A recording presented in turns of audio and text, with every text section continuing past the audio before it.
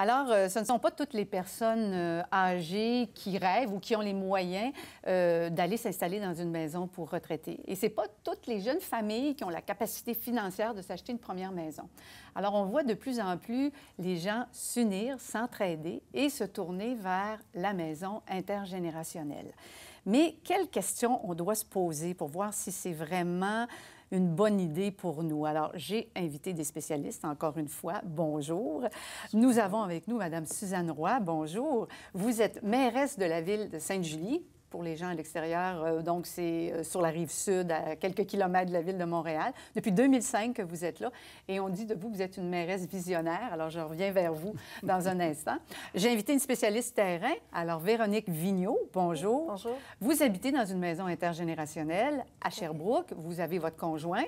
Oui. Vous avez 3 jeunes enfants qui sont avec nous en studio d'ailleurs. Oui. Ils sont assez sages, là, c'est bien, ils font bien ça, je leur ai dit.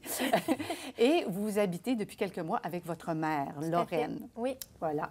Et nous avons invité M. Michel Jodoin. Vous êtes président, fondateur de l'organisme qui s'appelle Soumission Rénovation. Bonjour. Puis vous êtes pas mal un spécialiste là, dans la maison intergénérationnelle quand on veut faire des modifications sur nos maisons. C'est sûr qu'on aurait reçu beaucoup de projets de ce type-là en ce moment-là. OK. Fait que vous allez peut-être nous ramener les 2 pieds sur terre puis nous rappeler qu'est-ce qu'il faut penser avant de lancer le pic et l'appel. Absolument. Si vous me permettez, avant que je me tourne vers vous, Véronique, je vais vous lire la définition de qu'est-ce que c'est qu'une maison intergénérationnelle au Québec, parce qu'on se rend compte que les règlements sont assez flous d'une ville à l'autre. Vous allez pouvoir me le dire, Mme Roy. Alors, selon Revenu Québec, on dit c'est une maison intergénérationnelle, c'est une maison individuelle dans laquelle a été aménagé un logement indépendant. Donc, on ne parle pas de duplex, c'est vraiment une maison individuelle. On a rajouté un logement indépendant qui permet à plusieurs générations de la même famille de cohabiter tout en conservant leur intimité. Est-ce que ça ressemble à ça chez vous, Véronique? Ça ressemble pas mal à ça chez nous. OK. Oui. Alors, vous êtes jeune, vous avez les bras pleins. Hein? On a vu 3 tout à enfants. fait. J'ai vu là, 6, 5 et demi, puis 2. Hein? Tout à fait. Puis là, vous avez décidé de vous tourner vers une maison intergénérationnelle puis inviter votre maman. Oui, en fait, nous, mon conjoint et moi, on avait ce désir-là depuis quand même, dans le fond, la première maison qu'on a achetée, c'était quelque chose qu'on voulait mettre sur pied.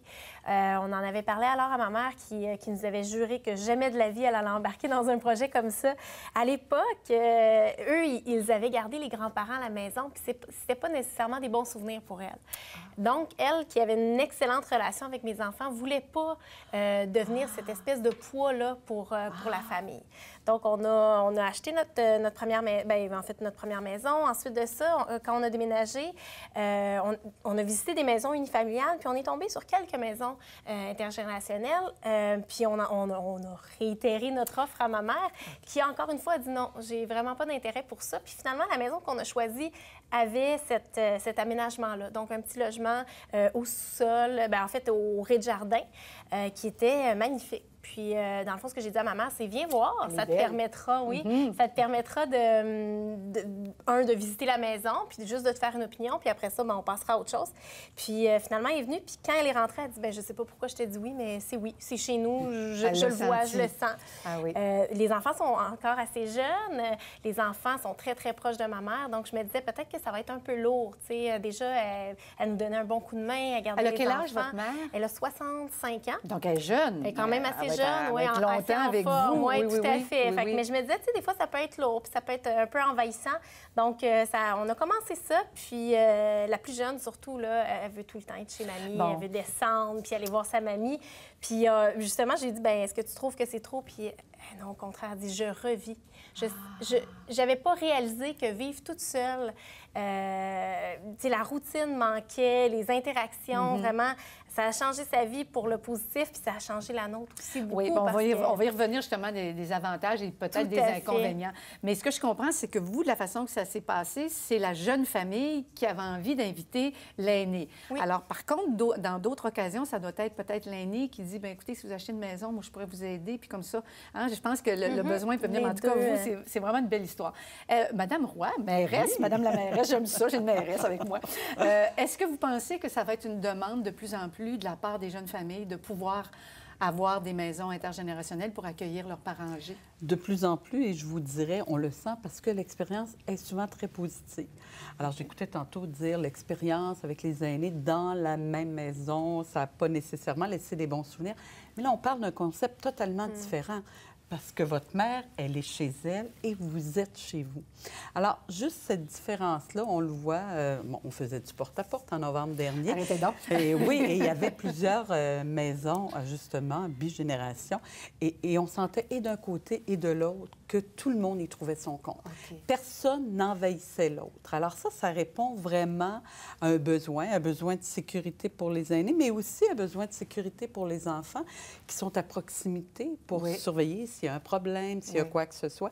Alors, je dirais que c'est vraiment, dans plusieurs familles, ce qu'on a senti, c'était gagnant-gagnant. Bon, là, Sainte-Julie, ils sont chanceux, ils vous ont comme mairesse, et vous êtes en plus, à Sainte-Julie, une ville amie des aînés. Alors déjà, on sent là, que vous avez une volonté. Qu'est-ce que c'est au juste, Amis des aînés, concrètement? Bien, c'est une façon où la ville dit on va mettre en place les éléments pour soutenir nos aînés. Quand je suis rentrée en politique, Sainte-Julie était une ville extrêmement jeune, 37 ans de moyenne d'âge.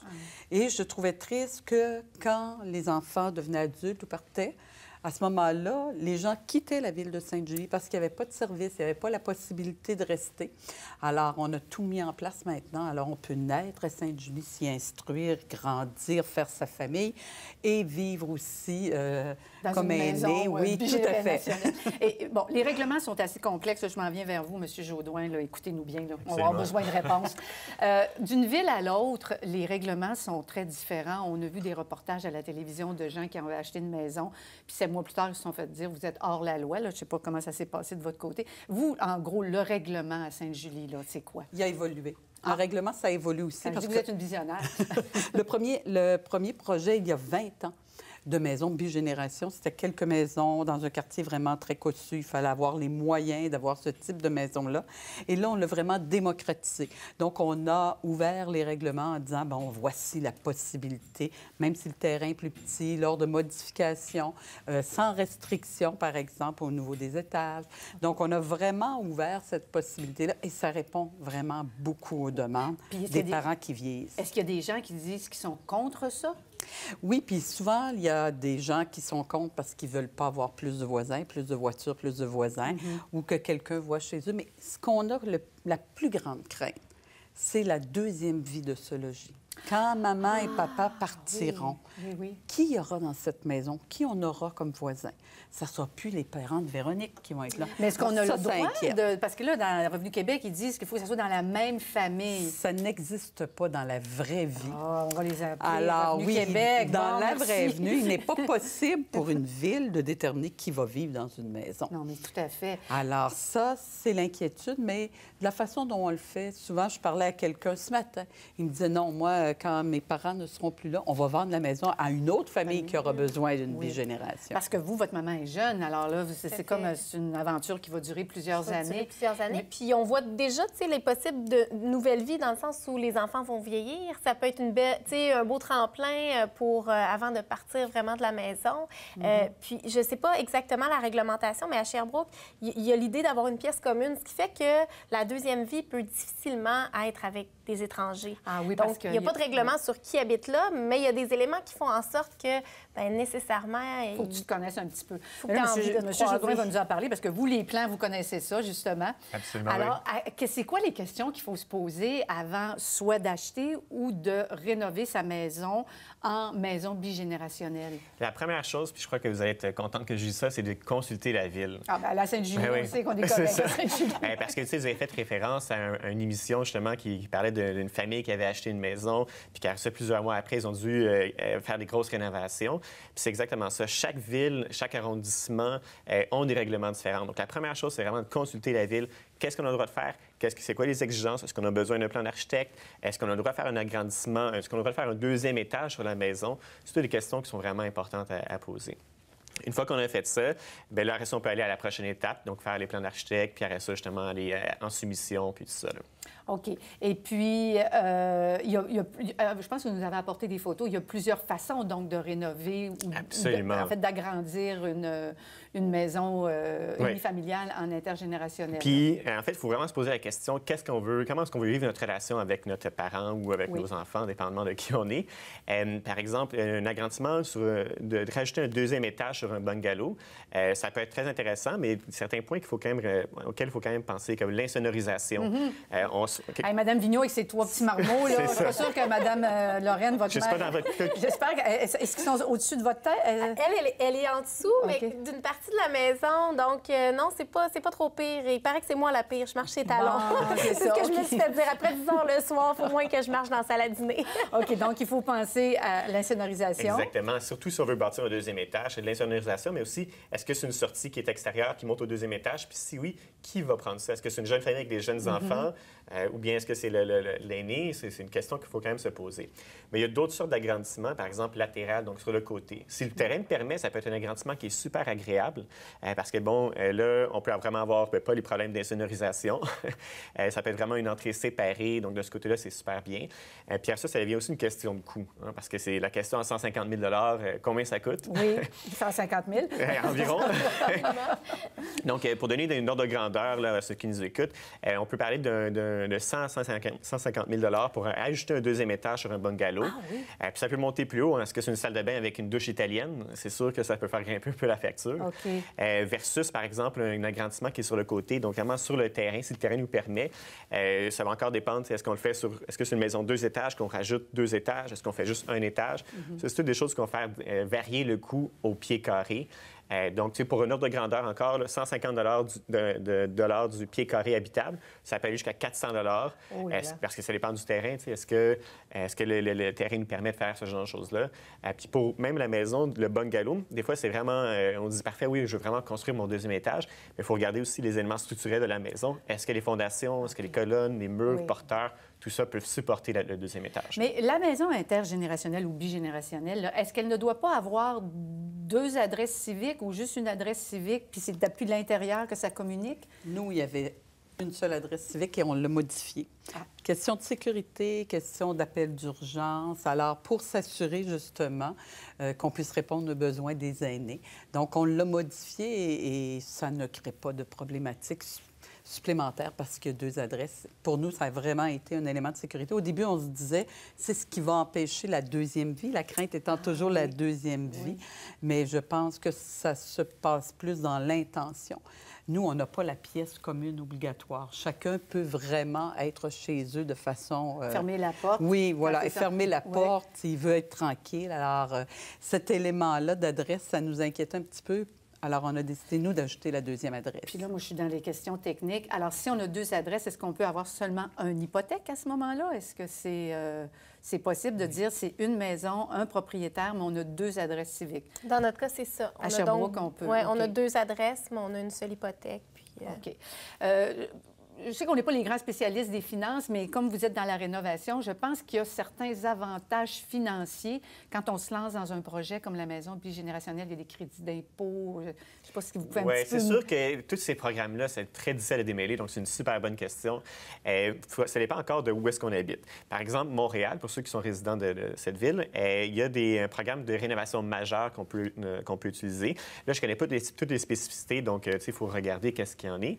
Mais aussi, si je ne me trompe pas, un crédit d'impôt ou une subvention pour quand on a un aîné qui habite à la maison ou quand on veut faire des modifications. Quand on devient comme aidant naturel, je ne sais pas si c'est votre cas, ça, pouvez-vous dire, informez-vous auprès de votre comptable, le fait que votre mère a 65 ans et plus, puis qu'elle vit chez vous, je pense que, en tout cas...